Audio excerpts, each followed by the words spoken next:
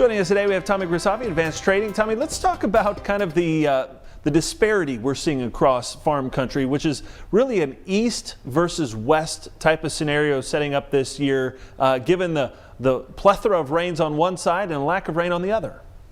Plethora, great word. So we have a conundrum, another Yes, great word, yes. okay?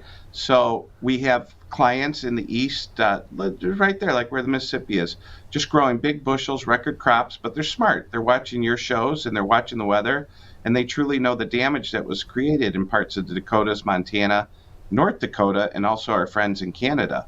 So there's really a deficit of grains for sure. Barley, wheat, oats, canola leading the soybean oil up. But boy, are we growing some big crops here in the Midwest, and with a few good rains, the farmer's a little slow to sell because they think someone else has a problem. Then you take what happened with a little better demand here the last few days.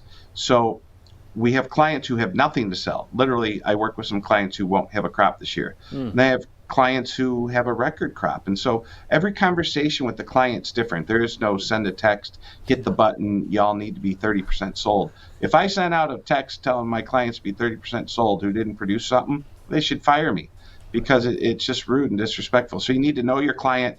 You need to have those individual conversations. And boy, Clinton, I really think that basis is going to fire up. I think we'll see a positive cash corn basis here by Christmas in North Dakota.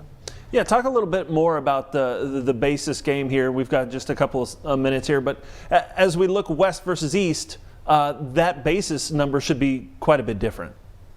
Absolutely. And so we have to watch how grain flows out of the United States with how aggressive China was as a buyer. Are they going to try to get some of this grain out of the PNW? Are we going to have a bean crop in North Dakota to send out of the PNW? So the old days of a few years ago when we went to $1.75 under in beans, that's not this year. And that's definitely not this year in corn. So there's enough ethanol use and demand that those plants are going to need grain. A lot of time those ethanol plants, Clinton, got put in new areas.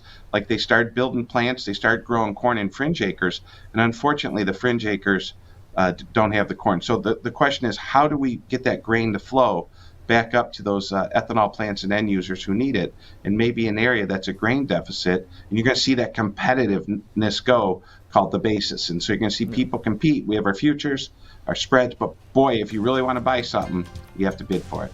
All right. Appreciate the insight as always. Thank you, Tommy, for being here. We'll be back with more Ag Day coming up in just a minute. Interested in spending a day with a trader? Call Tommy Grisafi at 800-664-4383.